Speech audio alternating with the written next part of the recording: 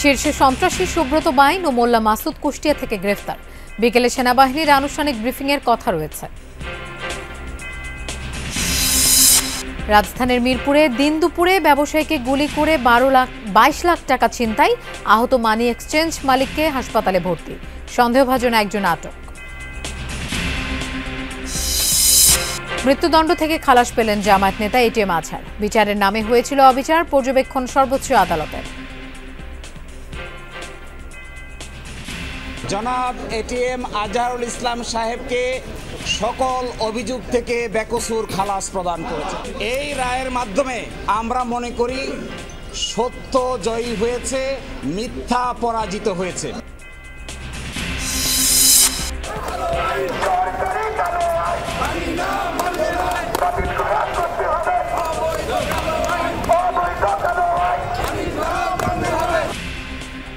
সচিবালয়ে চাকরি অধ্যাদেশ পর্যালোচনা কমিটির সঙ্গে বৈঠকে আন্দোলনকারীরা। 2 দিনের কলম বিরতিতে 25 ক্যাডার। সহকারী শিক্ষকদের কর্মসূচি অব্যাহত। স্কুলে 9টা বাজে আসছি, স্যার ম্যাডামরা ক্লাস লয় না। প্রাথমিক বিদ্যালয়ের শিক্ষকদের আসলে এইরকম একটা গ্রেডে রাখাটা এটা আসলেই সন্তোষজনক নয়।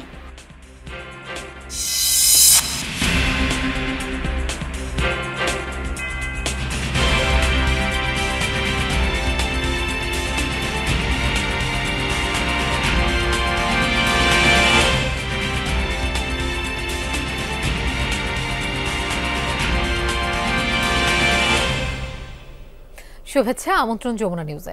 আপনাদের সঙ্গে থাকছি আমি মৌসুমী আহমেদ লোপা। এতক্ষণ শিরোনাম দেখছিলেন। ঢাকার অপরাধ জগতের ত্রাস শীর্ষ সন্ত্রাসী সুব্রত বাইনকে আটক করেছে সেনাবাহিনী। শীর্ষ সন্ত্রাসী সুব্রত বাইন সহ তার সহযোগী মোল্লা মাসুদকে কুষ্টিয়া থেকে আটক করা হয়েছে বলে খবর পাওয়া গেছে। স্থানীয়রা জানিয়েছে অভিযানটি সেনাবাহিনী চালিয়েছে। মঙ্গলবার ভোর রাতে কুষ্টিয়া শহরের কালীশঙ্করপুর সোনার বাংলা সড়ক এলাকার একটি ভাড়া বাসা থেকে তাদেরকে সেনাবাহিনী আটক করেছে বলে স্থানীয়রা জানিয়েছে। এছাড়া মোহাম্মদপুরের সন্ত্রাসী এক্সেল বাবুকে নিয়ে সংবাদ প্রচার করে যমুনা টেলিভিশন। সেনাবাহিনী তাকেও গ্রেফতার করেছে।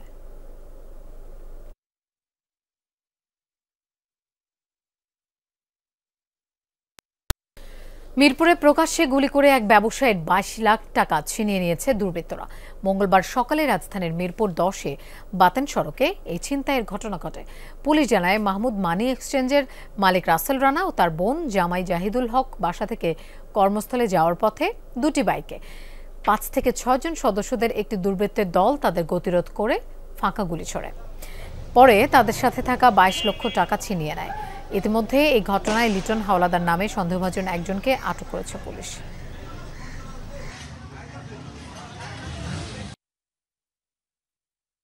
গুলির আওয়াজ পাইছি, বলে যে সবাই গেছে, দেখি মানুষ এভাবে বিল লেগে গেছে।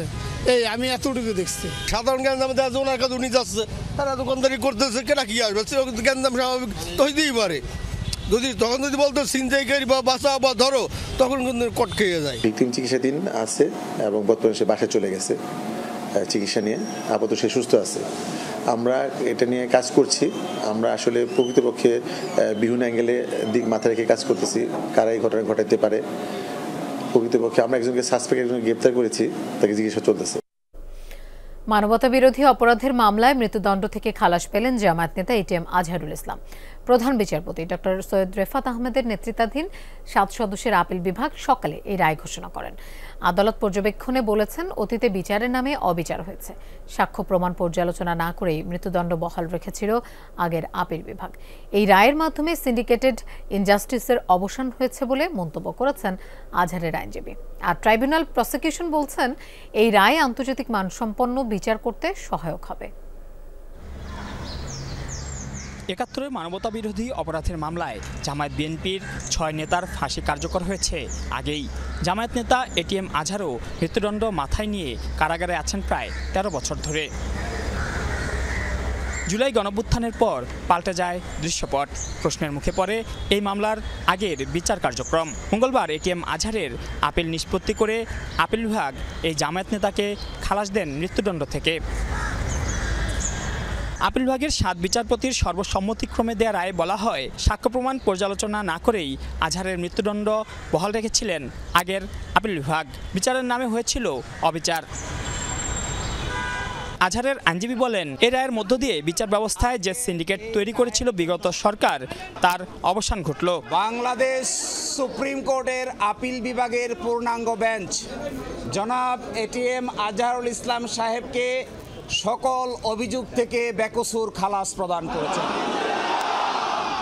এখন থেকে জামায়াতে ইসলামীর সাবেক ভারপ্রাপ্ত সেক্রেটারি জেনারেল জনাব ATM Azharul Islam is an innocent man. এই রায়ের মাধ্যমে আমরা মনে করি সত্য জয়ী হয়েছে, মিথ্যা পরাজিত হয়েছে। এ রায়ের বিরোধিতা করেনি আন্তর্জাতিক অপরাধ ট্রাইব্যুনালও। একজন প্রসিকিউটর বলেছেন, আজহারের খালাসের রায়ে জুলাই আগস্টের গণহত্যার বিচারে কোনো প্রভাব পড়বে না, বরং আন্তর্জাতিক মানসম্পন্ন হবে বিচার। আজকের এই রায়ে বর্তমান ট্রাইব্যুনালের বিচার ব্যবস্থা এবং ভবিষ্যতে যে বিচার ব্যবস্থা হবে এটিকে আরও অনেক ইন্টারন্যাশনাল স্ট্যান্ডার্ডে উন্নীত করলো এবং জাতি সারা পৃথিবী এখন ট্রাইব্যুনালে এই রায়ের আলোকে যে বিচারগুলো দেখবে সে ব্যাপারে আর প্রশ্ন ওঠার কোনো সুযোগই থাকলো না। মুক্তিযুদ্ধের সময় মানবতা বিরোধী অপরাধের মামলায় 2012 সালের 22 আগস্ট মগবাজারের বাসা থেকে গ্রেপ্তার করা হয় এটিএম আজহারকে। 2014 সালের 30 ডিসেম্বর মৃত্যুদণ্ডের রায় দেন তখনকার আন্তর্জাতিক অপরাধ ট্রাইব্যুনাল। আইনুল মারুফ, যমুনা নিউজ, ঢাকা। দীর্ঘদিন সুবিচারের অপেক্ষায় থাকার পর সেটা পেয়েছেন বলে মন্তব্য করেছেন জামায়াতের আমির ডাক্তার শফিকুর রহমান। মিথ্যা সাক্ষীর মাধ্যমে জামায়াত নেতাদের এতদিন জুডিশিয়াল কিলিং করা হয়েছে বলেও মন্তব্য করেন তিনি। জামায়াত নেতা এটিএম আজহারের খালাসের রায়ের পর পূর্ব নির্ধারিত সংবাদ সম্মেলনে এসব কথা বলেন তিনি। মানুষ আমরা কেউ ভুলের ঊর্ধ্বে না, দল হিসাবে আমরা দাবি করি না যে আমরা ভুলের ঊর্ধ্বে। এই সংগঠনের প্রতিটি কর্মী, সহকর্মী কিংবা দলের দ্বারা যে যেখানে ক্ষতিগ্রস্ত হয়েছে, কষ্ট পেয়েছে, সবার কাছে কোনো শর্ত নাই, বিনা শর্তে নামছে, আপনারা আমাদেরকে ক্ষমা করে দেবেন। এটিএম আজহারুল ইসলামের আলোচিত এই রায় নিয়ে সামাজিক যোগাযোগ মাধ্যম ফেসবুকে নিজের ভেরিফাইড পেজে একটি পোস্ট দিয়েছেন আইন উপদেষ্টা অধ্যাপক ডক্টর আসিফ নজরুল। ওই পোস্টে তিনি বলেন, নির্দোষ প্রমাণ হওয়ায় মুক্তিযুদ্ধকালের মানবতা বিরোধী অপরাধের মামলায় মৃত্যুদণ্ডাদেশ থেকে খালাস পেয়েছেন জামায়াত নেতা এটিএম আজহারুল ইসলাম। এই ন্যায় বিচার প্রতিষ্ঠিত হওয়ার সুযোগ সৃষ্টির কৃতিত্ব জুলাই গণ আন্দোলনের অকুতভয় নেতৃত্বের। এই সুযোগকে রক্ষা করার দায়িত্ব এখন আমাদের সবার। সরকারি চাকরি সংশোধন অধ্যাদেশ 2025 পর্যালোচনায় গঠিত উচ্চ পর্যায়ের কমিটির সঙ্গে সচিবালয়ে আন্দোলনকারীদের বৈঠক করেছে। মঙ্গলবার বেলা 2:45টায় সচিবালয়ে ভূমি মন্ত্রণালয়ের সম্মেলন কক্ষে এই বৈঠক শুরু হয়। ভূমি মন্ত্রণালয়ের সিনিয়র সচিব এএসএম সালেহ আহমেদের সভাপতিত্বে কমিটির সদস্য, গৃহায়ন ও গণপূর্ত সচিব অংশ নিয়েছেন। আন্দোলনকারীদের মধ্যে নুরুল ইসলাম, বাদিউল কবির সহ নেতৃবৃন্দ অংশ নিয়েছেন। এদিকে আজও সরকারি চাকরি সংশোধন অধ্যাদেশ 2025 বাতিলের দাবিতে সচিবালয়ে বিক্ষোভ করছেন কর্মকর্তা কর্মচারীরা। সকাল থেকে সচিবালয়ে কর্মবিরতি দিয়ে মিছিল করছেন তারা। তবে নির্দেশনা অনুযায়ী আজ দর্শনার্থী প্রবেশ বন্ধ রয়েছে, এমনকি সাংবাদিকদেরও প্রবেশ করতে দেয়া হয়নি। সচিবালয়ে বাড়তি নিরাপত্তা জোরদার করেছে আইনশৃঙ্খলা বাহিনী। মোতায়েন আছে বিজিবি, সোয়াট, এপিবিএন।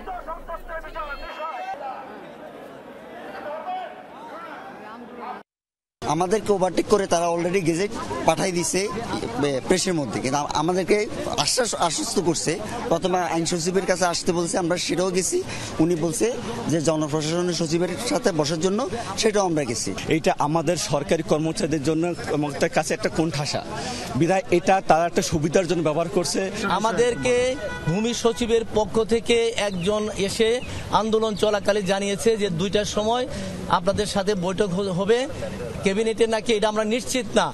আমাদেরকে একটা মেসেজ দেওয়া হয়েছে ভূমি সচিবকে প্রদান করে 7 সদস্য বিশিষ্ট সচিব একটা কমিটি করেছে আমাদের সাথে আলোচনা করার জন্য।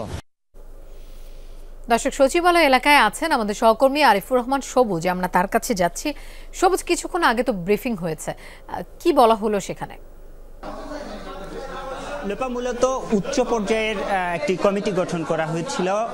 সেটি ভূমি মন্ত্রণালয়ের যে সচিব আছে, সেই ভূমি মন্ত্রণালয়ের সচিব সহ 7 জন সচিব ছিল এই কমিটিতে, এবং এই কমিটির সঙ্গে মূলত যারা আন্দোলন করছিলেন, কর্মচারী ঐক্য ফোরাম, তাদের সঙ্গে কিছুক্ষণ আগে বৈঠকটি হয়েছে। বৈঠকটি শেষ হলো এবং বৈঠকের পরে যেটি সিদ্ধান্ত হয়েছে, মূলত কর্মচারীদের যে দাবি দাওয়াগুলো রয়েছে বা যে আইনটি হয়েছে, সেই আইনটিতে কোন কোন কোন জায়গাগুলোতে মূলত কর্মচারীদের আপত্তি রয়েছে সেই বিষয়টি এই 7 সচিবের কাছে মূলত তুলে ধরা হয়েছে, কর্মচারীরা তুলে ধরেছেন এই বৈঠকে। এবং এটির পর মূলত আগামীকালকে জনপ্রশাসনের যে সচিব রয়েছেন তার কাছে এই 7 সচিবের একটি বৈঠক রয়েছে। সেই বৈঠকে মূলত আজকে বৈঠকে এই যে বৈঠকটি এইমাত্র শেষ হলো, সেই বৈঠকে কি সিদ্ধান্ত হলো, কি কি বিষয়ে আলোচনা হলো, সেই আলোচনার বিষয়গুলো জনপ্রশাসন সচিবকে জানানো হবে। তারপরে মূলত সিদ্ধান্ত হবে এই আইনটির ব্যাপারে সরকার কি সিদ্ধান্ত নিচ্ছে, বা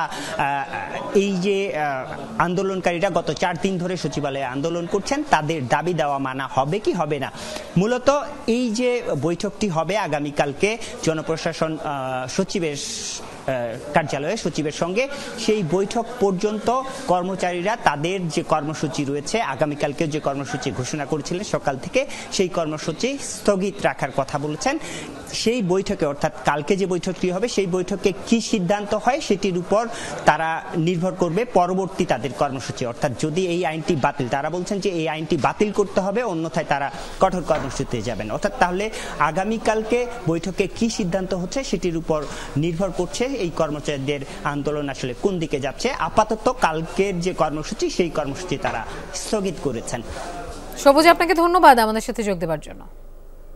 আন্তঃক্যাডার বৈষম্য নিরসন সহ বিভিন্ন দাবিতে কলম বিরতি কর্মসূচি পালন করেছেন সিভিল সার্ভিসের 25 ক্যাডারের কর্মকর্তারা। 2 দিনের কর্মসূচির প্রথম দিনে যশোর সরকারি MM কলেজে সকাল 9টা থেকে দুপুর 12টা পর্যন্ত ক্লাস নেওয়া থেকে বিরত থাকেন শিক্ষকরা। মানববন্ধন করেন ক্যাম্পাসে। শিক্ষকরা বলেন তারা বৈষম্যের শিকার। অবিলম্বে সব ক্যাডার সার্ভিসের মধ্যে সমতা আনার দাবি জানান তারা। খাগড়াছড়ির সরকারি কলেজগুলোতেও 3 ঘন্টা কলম বিরতি কর্মসূচি পালন করেন শিক্ষকরা। এছাড়া আরও কয়েকটি সরকারি দফতরে এই কর্মসূচি পালিত হয়। তবে জরুরি সেবার আওতায় থাকা স্বাস্থ্য বিভাগে এই কর্মসূচি পালিত হয়নি বলে জানিয়েছেন সংশ্লিষ্টরা। 25 ক্যাডারের অনেক কর্মকর্তার প্রতি এই বৈষম্যমূলক আচরণ করাতে আমরা এই বিভাগীয় মামলা এবং সাময়িক বরখাস্ত আমরা প্রত্যাহারের জন্য আমরা 2 দিন ব্যাপী কর্মবিরতি ঘোষণা করেছি। প্রশাসন ক্যাডার এই ধরনের অন্যায় করলে তাদের বিরুদ্ধে কোনো ব্যবস্থা নেই। ক্যাডারের কোনো বৈষম্য থাকবে না। যে 26টা ক্যাডার আছে প্রত্যেকটা ক্যাডারই তার মান মর্যাদা নিয়ে তার নিজস্ব কর্মপরিধি নিয়ে তারা কাজ করবে। চাকরির শুরুতে 11তম বেতন গ্রেড নির্ধারণ সহ 3 দফা দাবিতে বিভিন্ন জেলায় দ্বিতীয় দিনের মতো কর্মবিরতি পালন করেছেন সরকারি প্রাথমিক বিদ্যালয়ের সহকারী শিক্ষকরা। এই কর্মসূচি ঘিরে স্কুল ভেদে ভিন্ন ভিন্ন চিত্র দেখা গেছে। কোথাও পাঠদান বন্ধ ছিল, কোথাও আবার ক্লাস নিয়েছেন শিক্ষকরা। সিলেট, ময়মনসিংহ, রাজশাহী, রাজবাড়ী, ভোলা, লক্ষ্মীপুর সহ অনেক জেলায় স্কুলে শিক্ষার্থীরা উপস্থিত হলেও পাঠদান থেকে বিরত থাকেন শিক্ষকরা। বিদ্যালয়ে এসে ফিরে যায় অনেক ছাত্রছাত্রী। পাঠদান কার্যক্রম বন্ধ থাকায় উদ্বেগ জানিয়েছেন অভিভাবকরা। এদিকে বরিশাল, রংপুর, চট্টগ্রাম, পটুয়াখালী, সুনামগঞ্জ সহ অনেক জেলায় কর্মবিরতি কর্মসূচি পালিত হয়নি বলে জানিয়েছেন শিক্ষকরা। কিছু জেলা ঘুরে দেখা গেছে কোথাও ক্লাস বন্ধ, আবার কোথাও পাঠদান চলছে।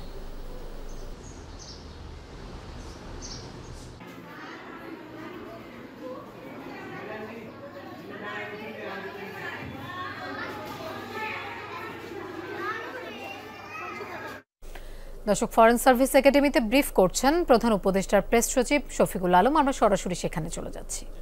ইনভেস্টমেন্টের ব্যাপারে সেই অনুযায়ী 2500-এ একটা এক্সক্লুসিভলি জাপানের জন্য একটা ইকোনমিক জোন করা হয়েছে। সেই ইকোনমিক জোনে যাতে আরও বেশি জাপানিজ ইনভেস্টর আসেন এবং তাদের জন্য কি কি ফ্যাসিলিটি দেওয়া যায় সেটার উপরে উনি কথাবার্তা বলবেন। ওই যেই সেমিনারটা হবে সেখানে আমরা আশা করছি 300-র মতো জাপানিজ ইনভেস্টর থাকবে। তাদের উদ্দেশ্যে প্রফেসর কথা বলবেন এবং অনেক ক্ষেত্রে কারোর সাথে আরও বেশি আমরা এক্সটেন্সিভ মিটিং হওয়ার সম্ভাবনা আছে। তো এই জায়গাটাও উনি এমফাসিস দিচ্ছেন। এটাকে এমফাসিস দেওয়ার একটা বড় উদ্দেশ্য হচ্ছে যে আপনারা জানেন যে আমরা একটা বড় রকমের প্ল্যান নিচ্ছি যে Matarbari, Maheshkhali Matarbari integrated development initiative MIDI, এটার উপরে চিফ অ্যাডভাইজার খুব জোরে দিয়েছেন। এইখানে অনেকগুলো প্ল্যান, এই পুরো প্ল্যানটা যদি এক্সিকিউট করা হয়, করতে হলে আমাদের যেটা কালকে এটা নিয়ে অনেক বড় মিটিং হয়েছে, সেখানে দেখা যাচ্ছে যে এখানে ইনভেস্টমেন্ট লাগবে $140 বিলিয়ন মতো। তা আপাতত এটা অনেক 2040-50 সাল পর্যন্ত। তো সেই জায়গায় যাতে কত দ্রুত ইনভেস্টমেন্ট কিভাবে আনা যায় সেটার জন্য ফোকাসটা থাকবে।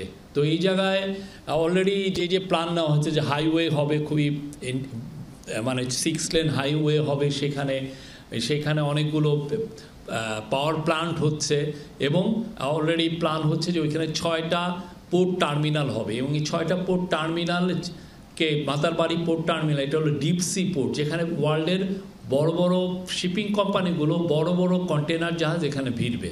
আমাদের চিটাং পোর্টের একটা সমস্যা হচ্ছে যে ড্রাফটের সমস্যা। 11-12 মিটারের বেশি চিটাং পোর্টের থেকে আমরা ড্রাফট পাই না, মানে যেই জাহাজটা যত দূর নিচে পর্যন্ত যেতে পারে।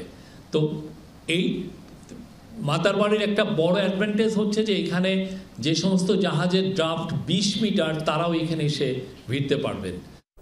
দর্শক, আপনারা এরই মধ্যে জেনে গেছেন শীর্ষ সন্ত্রাসী সুব্রত বাইন ও মোল্লা মাসুদকে গ্রেফতারের বিষয়ে। আমরা এই বিষয়ে জানবো। কুষ্টিয়া থেকে আমাদের সাথে সরাসরি যোগ দিচ্ছেন সহকর্মী রুহুল আমিন বাবু। বাবু, সুব্রত বাইন ও মোল্লা মাসুদকে গ্রেফতারের বিষয়ে একটু বিস্তারিত জানতে চাই, কি কি তথ্য আছে আপনার কাছে? লোপা, বিষয়টি খুবই গোপনীয়ভাবে সেনাবাহিনীর এমন অভিযান সচরাচর অনেকেই হয়তো দেখেনি এ যাবৎ পর্যন্ত, যে কারণে কিন্তু এই বিষয়টি সকাল থেকে, যদিও খুব ভোরের ঘটনাটি ঘটেছে, সেটি কিন্তু সেভাবে কিন্তু তারা না জানানো পর্যন্ত বিষয়টি নিশ্চিত হওয়া যায়নি। তবে কুষ্টিয়া কালীশঙ্করপুর, আমি এখন ঠিক যে বাড়ির সামনে রয়েছি, কালীশঙ্করপুর এলাকার এই যে বাড়িটি এখন আপনাদেরকে দেখাবো, ঠিক এই বাড়ির নিচতলাতেই সুব্রত বাইন গত 1.5 মাস ধরে এই বাড়ির নিচতলাতে বসবাস করছিলেন, যে বাড়িটির ভেতরে এখনও নিচতলাতে তালাবদ্ধ করা রয়েছে, অর্থাৎ সেনাবাহিনীর পক্ষ থেকে তারা তালাবদ্ধ করে রেখে গেছেন। এবং 2য় এবং 3য় তলায় মেস রয়েছে, ছাত্রদের মেস রয়েছে, সেই মেসের নিচতলাতে সুব্রত বাইন থাকতেন এবং তার সহকারীও তিনিও থাকতেন। এবং সবথেকে বড় সন্দেহজনক বিষয় ছিল, তিনি যতদিন এই নিচের ঘরে অবস্থান করেছেন, তিনি দরজা জানালা সবসময় বন্ধ রাখতেন এবং বাইরে খুবই কম মেলামেশা করতেন। আজকে ভোরবেলায় যখন সেনাবাহিনীর অভিযান শুরু হয়, এলাকাবাসী যারা রয়েছেন, এলাকার কয়েকজন লোক ফজরের নামাজ পড়ে যারা এই রাস্তা দিয়ে যাওয়া আসার সবাই আসলে 5-6টি সেনাবাহিনীর গাড়ি দেখতে পান এবং আরেকটি কালো মাইক্রো দেখতে পান। সেনাবাহিনী প্রায় ঘন্টা 2-এর অধিক সময় তারা অভিযান পরিচালনা করার পরে কিন্তু সুব্রত বাইনকে আটক করতে সক্ষম হয়। এবং এই যে এখন যেটা দেখতে পাচ্ছেন, এটি নিচতলার কক্ষ এবং আটকের পরে আসলে রাস্তার সঙ্গেই যে এই বাড়িটা হওয়ার কারণে কালো প্রাইভেট বা কালো মাইক্রো গাড়িটি ভিড়িয়ে এবং সেনাবাহিনীর পুরো নিরাপত্তার মধ্যে দিয়ে তাকে আটক করে নিয়ে যাওয়া হয়। এই বিষয়টি প্রত্যক্ষদর্শী যারা রয়েছেন তারাই প্রাথমিকভাবে নিশ্চিত করেন, অর্থাৎ সেনাবাহিনীর থেকে কিন্তু কোনোভাবেই এবং স্থানীয় প্রশাসন এই বিষয়ে কোনোভাবেই তারা কিন্তু কোনো তথ্য বলতেও পারেননি, তথ্য জানাতেও পারেননি। এবং এখন এইটা জানার পরে এত বড় সন্ত্রাসী একজন ব্যক্তি, এই শীর্ষ সন্ত্রাসী সুব্রত বাইন এবং তার সহকারী, তারা যে এখানে ছিলেন দীর্ঘদিন, এই আতঙ্কে কিন্তু এলাকাবাসীর মধ্যেও আরেকটি ভয়ের একটি বিষয় কাজ করছে, যেন এরকম একটি ব্যক্তি এই এলাকায় নীরবে তিনি নিভৃতে এখানে ঠিক এই বাড়িটিতে অবস্থান করছিলেন। লোপা, বাবু, আপনাকে ধন্যবাদ আমাদের সাথে যোগ দেওয়ার জন্য।